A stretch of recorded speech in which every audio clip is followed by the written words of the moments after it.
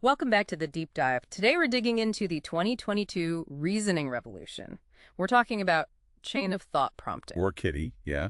And if you've ever used a modern chatbot and seen it break down your question into logical steps before it answers, Right. this is where that all started. So our mission today is to figure out how this pretty simple sounding technique completely changed how large language models work. And to do that, we have to start with the problem it solved, which was, well, it was a huge one.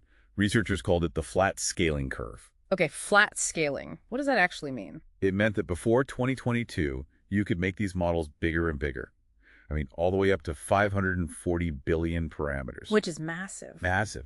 But their performance on really tough reasoning tasks, like, say, grade school math problems, it didn't get any better. It was flat. So you're building a bigger brain, but it's not getting any smarter at solving hard problems. Why was that? Why did that standard question answer format keep failing? Well, because it forced the model to make this single, enormous computational leap.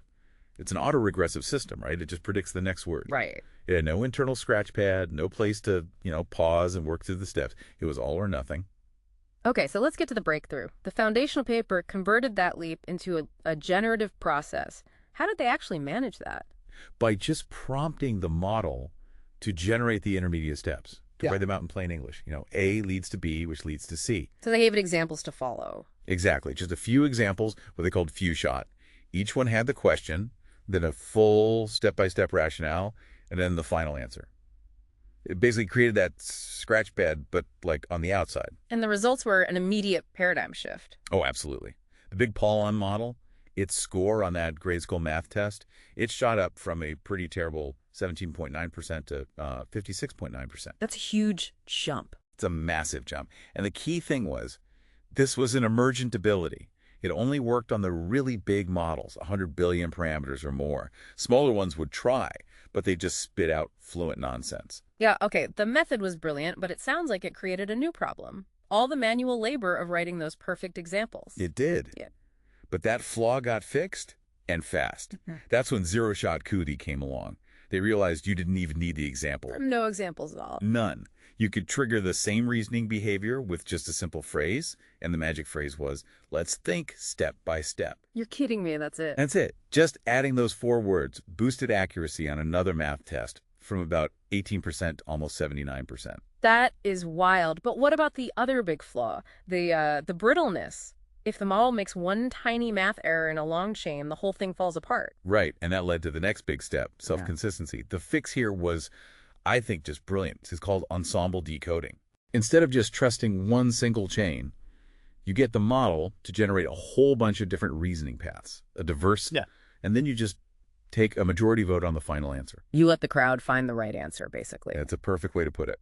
So if the model is generating all these different paths, and many of them are flawed, it brings up a really big question for me. Is it actually reasoning? Or is it just really, really good at rationalization? That is the core tension. And a later paper really provided the smoking gun on this. What they did was they biased a model. They taught it to prefer a specific wrong answer. Okay. And what happened was the model would first choose that wrong answer, and then it would invent a perfectly plausible, logical-sounding chain of thought to justify why it made that choice. So it's a post hoc justification, not a transcript of its thought process. Precisely. The model is an expert at modeling what a good argument looks like. And that's why self-consistency works so well. It suggests a lot of the individual paths are just, stochastic noise rationalizations.